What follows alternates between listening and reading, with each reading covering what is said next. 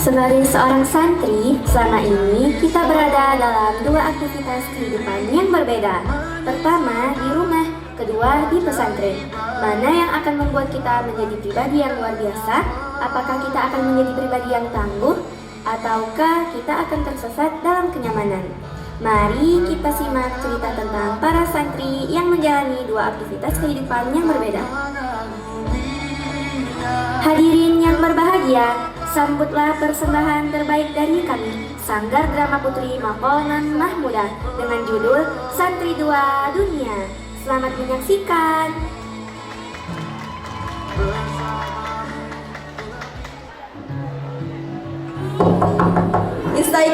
Istaikidna, bangun, gak ada lagi yang tidur, udah jam 4 pagi, bangun lagi, bangun. Malas sekali Win, padahal baru pun tidur.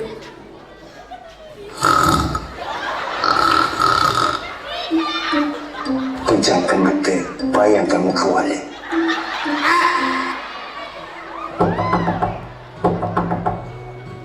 Istaikidna, bangun.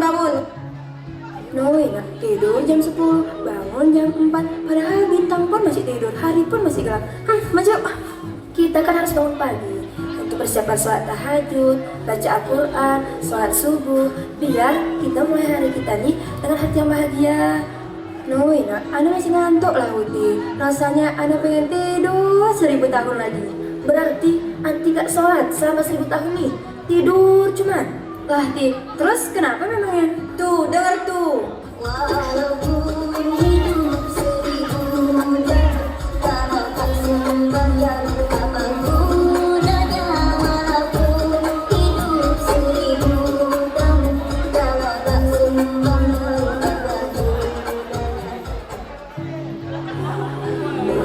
Udah, kita kan udah ditakdirin untuk masuk pesantren.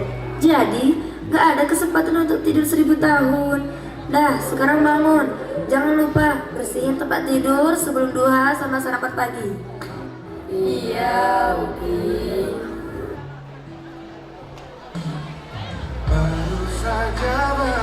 Nah teman-teman, begitulah kebiasaan kami setiap pagi di pesantren. Disiplin, rajin, cekatan adalah kunci bertahan hidup dan menyelamatkan diri dari hukuman dan buku dosa-dosa pelanggaran. Lalu bagaimana kehidupan kami di rumah? Apakah sedisiplin kehidupan di pesantren? Mari kita ikuti ceritanya.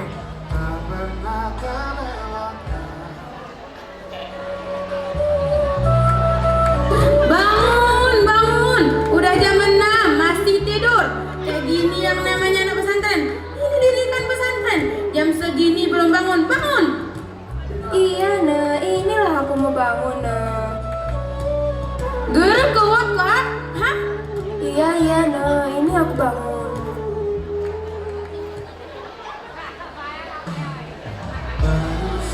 Begitulah cuplikan kegiatan kami setiap pagi hari selama di rumah. Ada orang tua yang tetap menerapkan disiplin sholat subuh ke anak-anak mereka. Tapi sebahagiannya lagi malah seperti ini.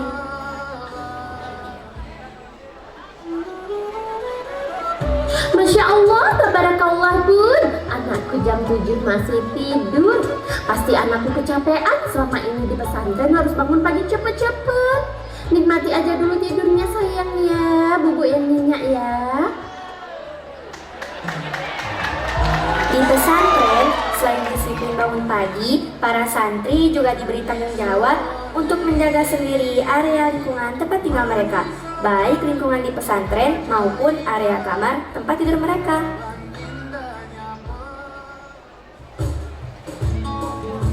Bil hujra ijtamina ilal maidan, ada ahli tanjibul am. Semuanya ngumpul ke lapangan untuk membersihkan area pesantren. Surah. Oh ya Allah, capeknya pun ge. Baru deh lapangan, naik ke lantai 2, turun lagi ke lapangan. Nggak pun muka bohong itu teriak-teriak ge.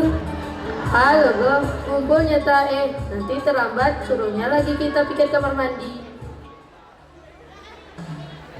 Begitulah salah satu kegiatan memberi tanggung jawab pada santri. Tanggung jawab ini berlanjut sampai di rumah mereka masing-masing. Pada saat berlibur, mereka terbiasa membantu kedua orang tua.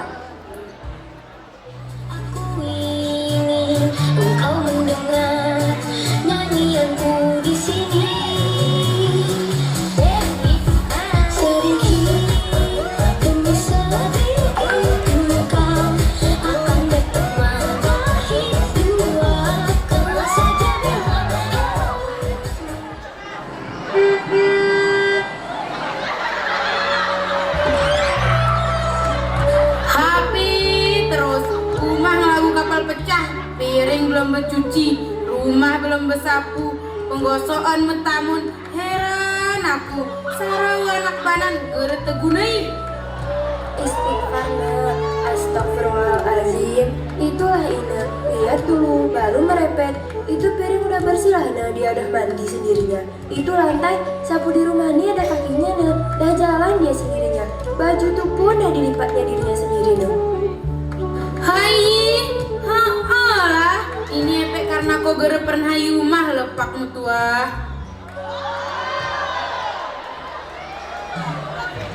Namun, ada juga orang tua yang tidak melanjutkan kegiatan memberi tanggung jawab pada anak dengan alasan, sayang dia selama ini capek di pesantren, kegiatannya padat.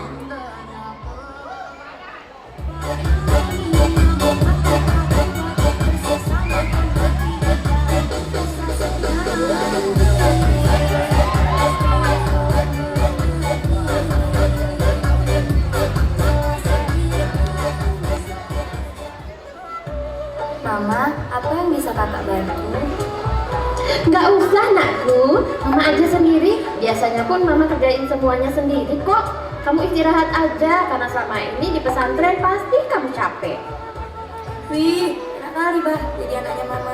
Soalnya kawan-kawanku itu ya mak, kalau liburan gini ada yang dibawa ke kebun, ada yang bersih-bersih rumah, ada yang jagain adiknya, bahkan ada yang nolongin pekan kuru lah mak. Oh my god, kalau sama mama mana ada cerita kayak gitu. Anak mama nggak boleh capek. Yuk mama antar istirahat ke kamar. Di pesantren, selain diajari tanggung jawab, para santri juga diajari bersabar. Sabar saat kehabisan dana, sabar menunggu pengiriman, dan sabar saat tidak diizinkan bertemu dengan orang tua untuk menghindari kecemburuan sosial.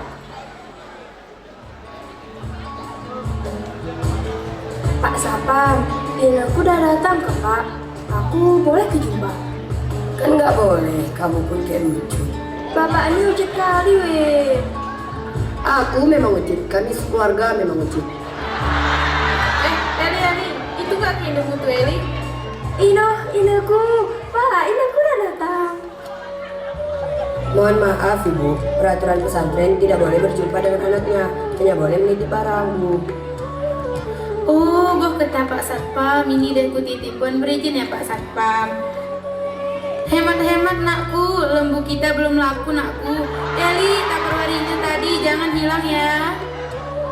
Iya Bu, udah itu kamu pun Eli balik terus, ini titipan kamu. Ina.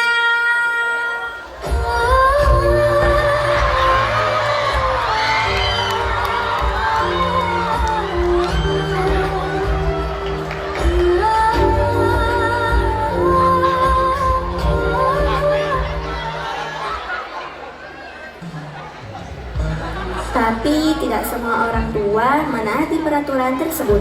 Ada juga yang diam-diam tetap curi-curi temu dengan anak-anaknya.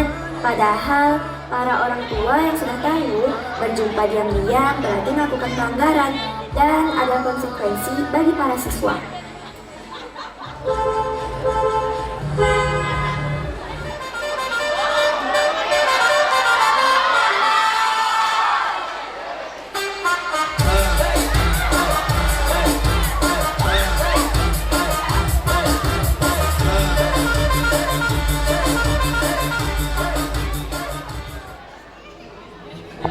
Mohon maaf Bu. Sebentar Pak, sebentar. Bodyguard, kacamata. Thank you Kak Tegi. Mohon maaf Ibu, peraturan pesantren tidak boleh berjumpa dengan anaknya, hanya boleh menitip barang Bu. Boleh sebentar aja jumpa Pak. Saya dengarlah anak saya sakit. Nggak bisa Bu, Nggak boleh sebentar aja Pak. nggak bisa Bu. Mama. Itu udah sahnya pun Bu. Anak mama, Masya Allah, mama rindu kali nak. Mama ada ke bawa pesanan kakak kemarin? Kan ada dong sayang.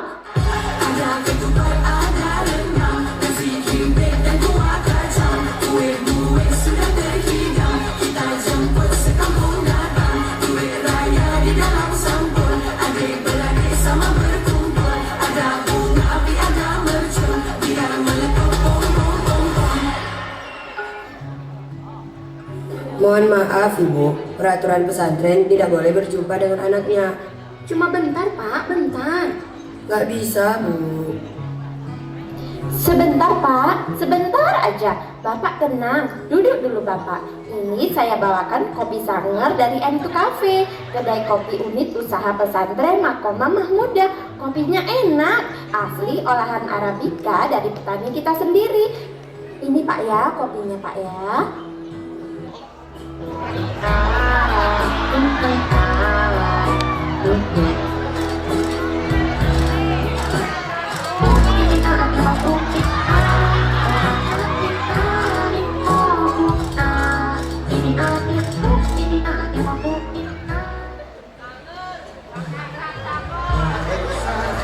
Selain itu, para santri juga diajarkan bersyukur.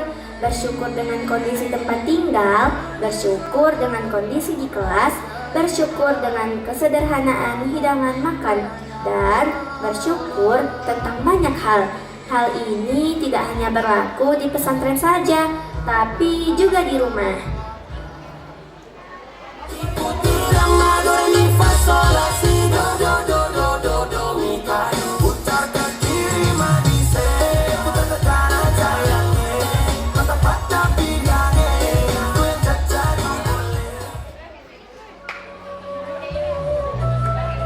Eli, ger kemana nih? Ngaya HP anakku.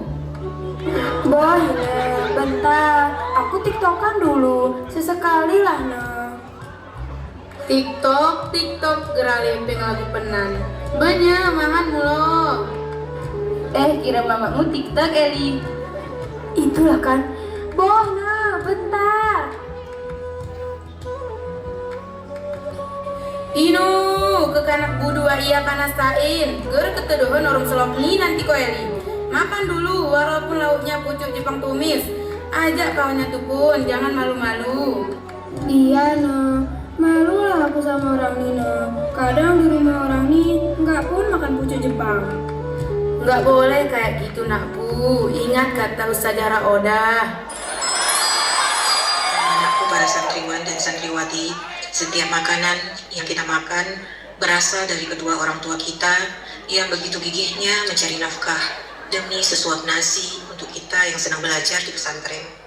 Apapun makanan yang kita makan hari ini, syukuri, nikmati. Jangan suka membanding-bandingkan makanan di pesantren dengan makanan di rumah. Jadi kita wajib bersyukur ya nak. Udah ingat kan? Iya Bu.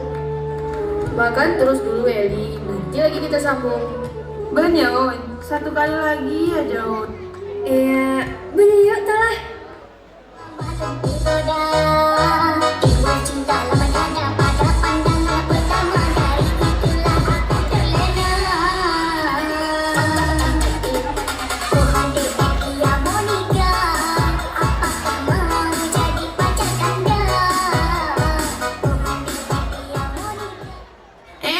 Mian lagu, go go.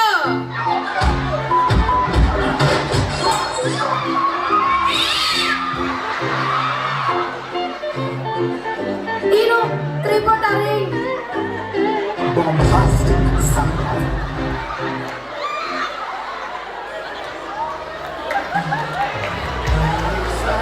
Saat kembali ke pesantren, bertukar cerita menjadi kegiatan yang menyenangkan. Tak hanya cerita soal liburan, tapi juga cerita tentang impian dan cita-cita.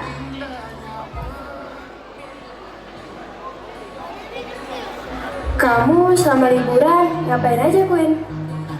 Santai-santai aja menikmati hidup. Tak mau ngapain, bersihin rumah pun gak dikasih. Enak kali ya kau, Queen. Ide aku sana kalau nggak dibantu jadi harimau, harimau ya. Ino, kayak gitu kali nambah. Kalau mamaku nggak, pegang sapu pun nggak kasihnya. Berarti enak dong hidup Eli. Rupanya mamamu Eli kalau nggak dibantu mau jadi Sumalaga. Kalau aku ini beda dia kayak putri raja. Aduh, bisa aja Aisyah. Eli, kok jurusan apa kuliah weh? rencanaku ke pertanian. Kadang peternakan pun lah. Soalnya indahku banyak ilmunya. Tak aku penerus bunda tercinta tadi kah? Ino, kayak lucu loh kowe. Mama udah tani, bapak pun udah ternak, masa kok pun itu lagi? Apa-apaan sih lo?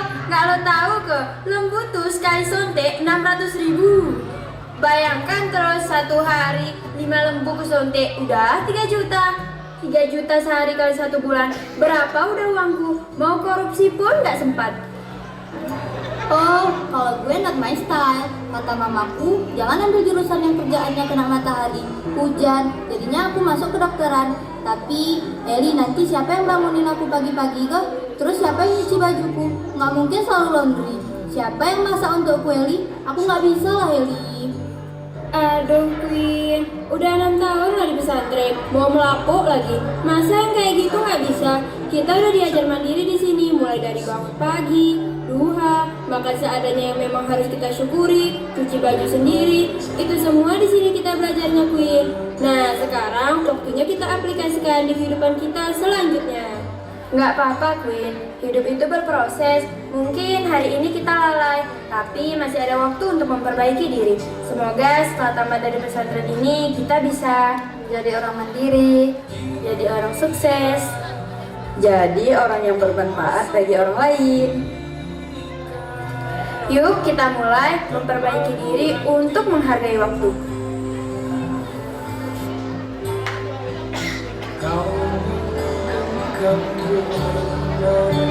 Nah, begitulah kisah-kisah keseharian kami di pesantren. Ada susah, senang, sedih, dan gembira menjadi satu di bawah naungan atap Makoman Mahmudah.